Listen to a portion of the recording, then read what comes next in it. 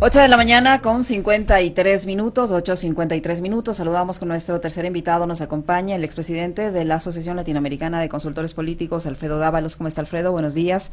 Qué gusto tenerle en nuestro espacio. Bienvenido. Les saludamos Orlando Pérez, quien le habla, Licenia Espinel. Una vez que se conocen ya los resultados oficiales de la consulta popular, aunque todavía no ha terminado el escrutinio, ya hay obviamente una tendencia, y es el triunfo del sí en 9 de las 11 preguntas de la consulta popular y del no en las relacionadas con el arbitraje internacional y el trabajo por hora, a la que se opusieron organizaciones sociales y sectores políticos de tendencia progresista y de izquierda, además de grupos no necesariamente políticos, de jóvenes, etcétera, y que no estaban de acuerdo con estas iniciativas. ¿Cómo queda el gobierno? El día después de la consulta estamos esperando que se confirme la hora para el pronunciamiento del presidente de la República, que ayer finalmente no emitió un mensaje valorando estos resultados, pero en todo caso el Ecuador sigue con los mismos problemas. Tenemos nuevamente racionamientos de energía, seguramente más adelante conoceremos algún incidente en materia de seguridad.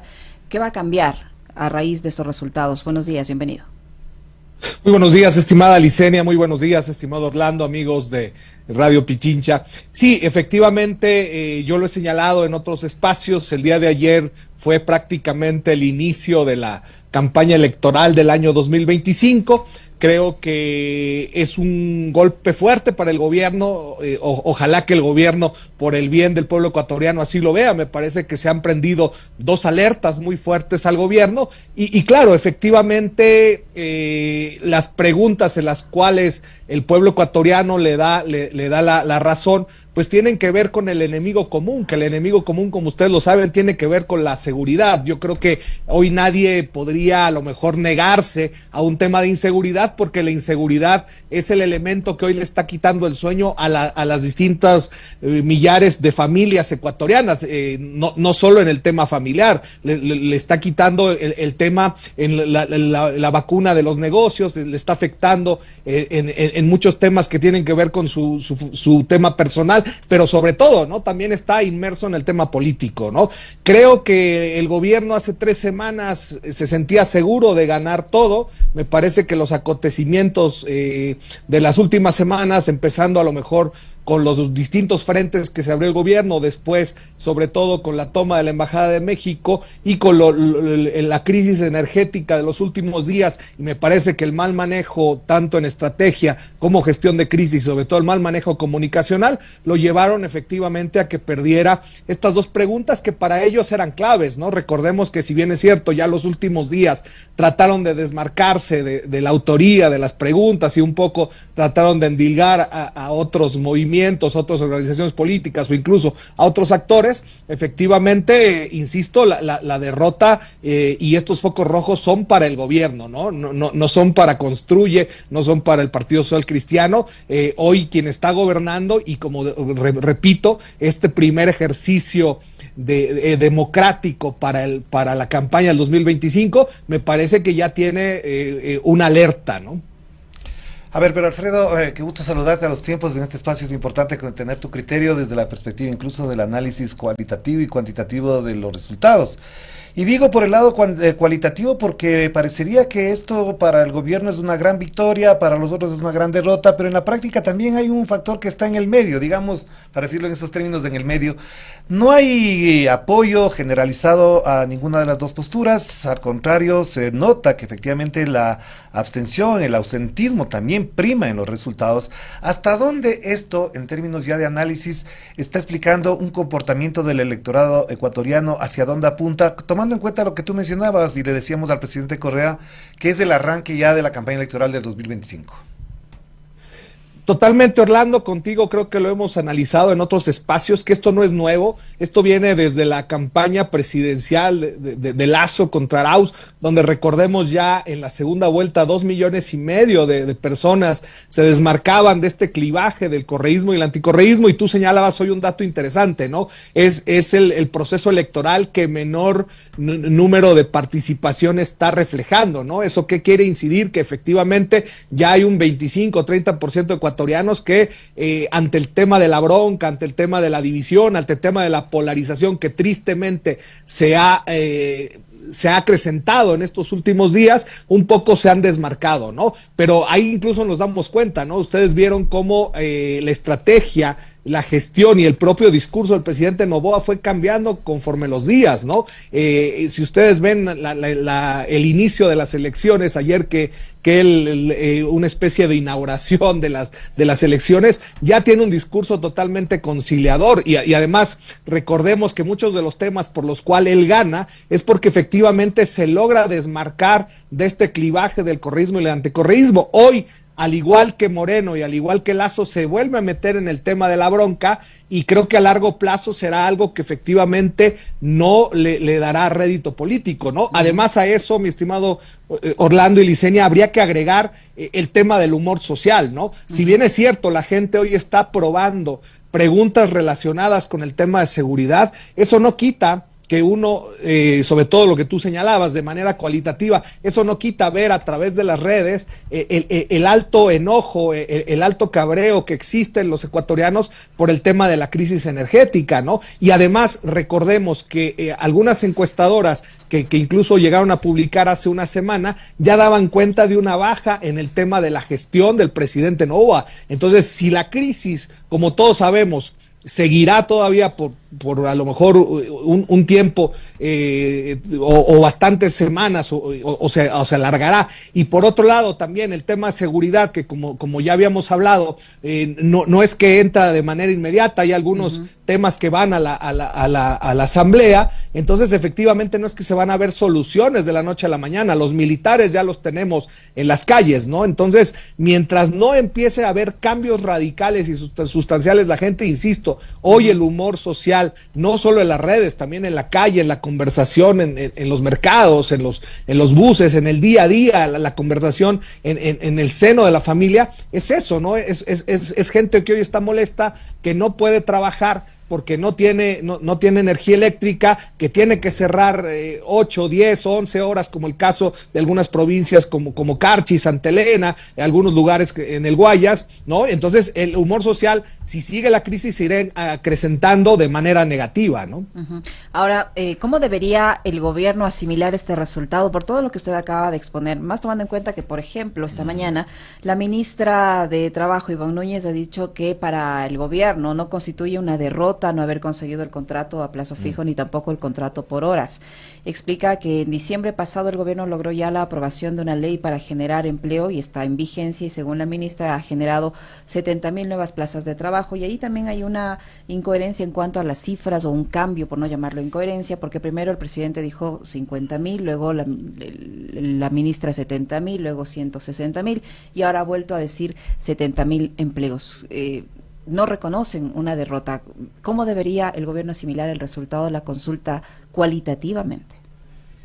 Yo creo que necesita hoy un baño de humildad, de reconocer los errores. Me parece, y ustedes recordarán, la semana anterior, el único, pero ya después de tener este humor social a lo máximo, de tener este enojo ciudadano, fue el ministro Luque, ¿no? Que le han encargado hoy el tema energético, no le han encargado el ministerio, ¿no? Fue uno de los pocos que efectivamente, pero insisto, porque tuvieron que dar un giro 360 grados a la estrategia de la gestión de crisis y la estrategia comunicacional. Yo creo que si el gobierno no entiende que esto es un llamado de atención de parte de la ciudadanía, ¿no? Que además lo está haciendo de manera interesante, de manera pensante. Yo escuchaba a Orlando que le preguntaba al expresidente Correa justo con el tema del arbitraje internacional, que no era un concepto fácil de vender, pero si se fijan tiene mucha relación con lo que acaba de pasar de manera internacional, no solo con México, ¿no? Lo que pasó en algún momento también con Rusia y con otros países, con España, ¿no? Entonces, es un tema bien importante que tiene que entender el gobierno, que efectivamente hoy están prendidas, si lo quieren ver, 2 luces rojas, ¿no? Para que digan, bueno, efectivamente ganamos en 9, pero hoy tienen prendidas 2 alertas o 2 luces rojas. Si uno también analiza, por ejemplo, en el referéndum, después de la pregunta de las Fuerzas Armadas, las preguntas que más porcentaje tienen casi el 80% la pregunta del trabajo y también casi un 76% la pregunta del arbitraje internacional. O sea, no son cifras de menos del 50% o que más o menos rozan por ahí el 50%. Efectivamente, insisto, es un llamado de atención muy fuerte del pueblo ecuatoriano, es un llamado de atención hacia cómo se está viniendo gestionando en los últimos días y, insisto, no solo se está viendo en la consulta, ¿no? Que más allá, como hemos señalado, fue tomada como una especie de una gran encuesta que lamentablemente le terminó costando a los ecuatorianos más de 80 millones de dólares, por otro lado, insisto, ya se viene viendo el tema de una baja en la credibilidad y una baja en la calificación a la gestión, ¿no? Entonces, me parece que se necesita hoy un tema de autocrítica muy fuerte, se necesita también un tema de humildad y me parece que dejar de lado el tema de la bronca, ¿no? Si el gobierno sigue como las últimas semanas en esta bronca y en tratar de seguir buscando culpables, ¿no? Me parece que se seguirá complicando y eso me parece que es grave para el pueblo ecuatoriano. Alfredo, una cosa que también llama la atención y para el análisis, ahí sí digo cuantitativo, tiene que ver con el apoyo que recibió el no en plancha, es decir, cuando se votó todo no.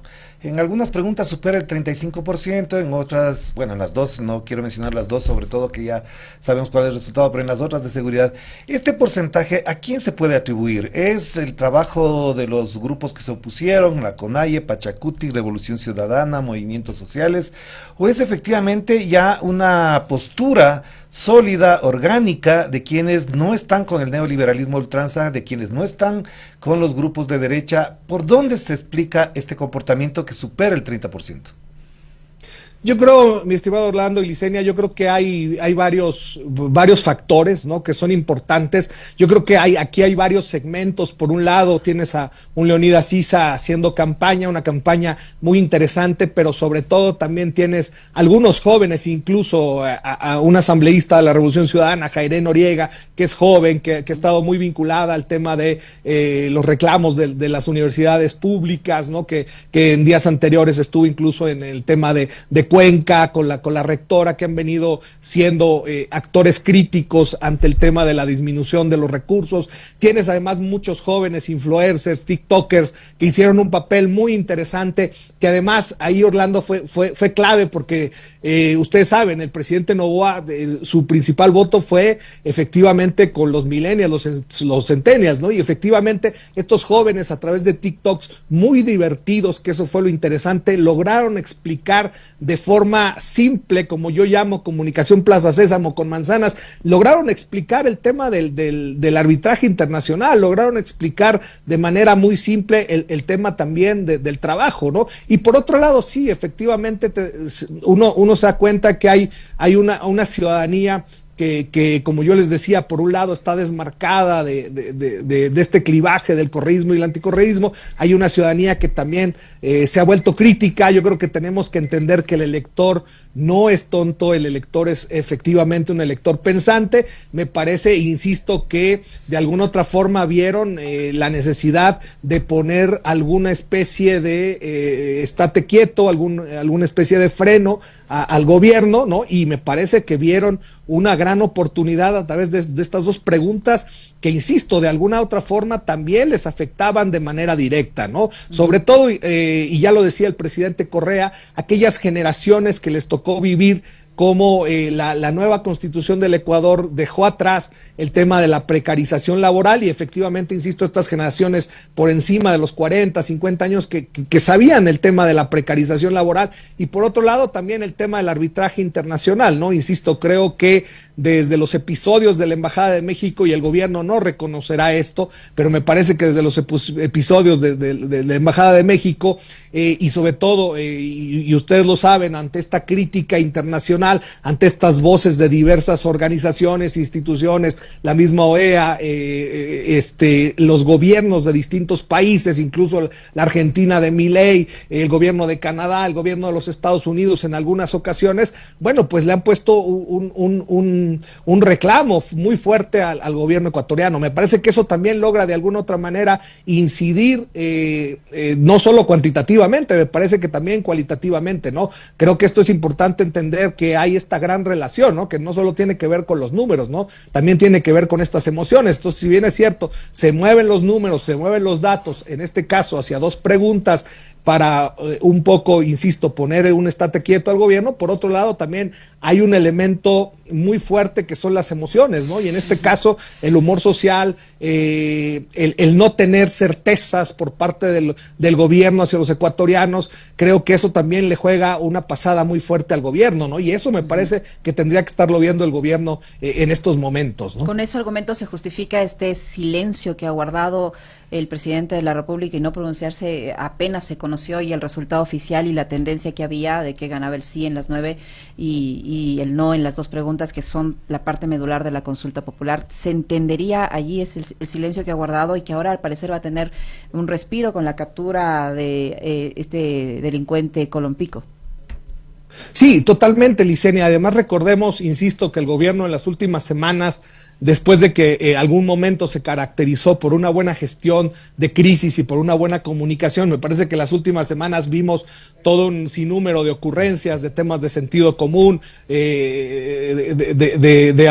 apresurarse en algún momento para sacar noticias, y me parece que el gobierno, insisto, lo estará pensando, ¿no? Estará pensando efectivamente qué es lo que se dirá, ¿no? Insisto, no es como lo han tratado de vender otros medios, no es una goleada 9-2, no, yo creo que aquí hay que hacer un análisis más profundo. Ni gana por completo el no, ni gana por completo el sí. Yo creo que hay que entenderlo desde distintas ópticas, de distintas perspectivas. Aquí no hay un ganador absoluto, tampoco no hay un perdedor absoluto, pero sí hay unas grandes alertas, insisto, para el gobierno en dos preguntas que son claves, y son claves porque, como bien señalaba Orlando, hubo una ministra que la vino impulsando, fue la bandera las últimas semanas, el tema del trabajo y también el tema del arbitraje internacional. Entonces, efectivamente, sus dos, por así decirlo, hitos terminan hoy siendo sepultados prácticamente en las urnas, ¿no? Entonces, insisto, me parece que hay que ser mucho más críticos,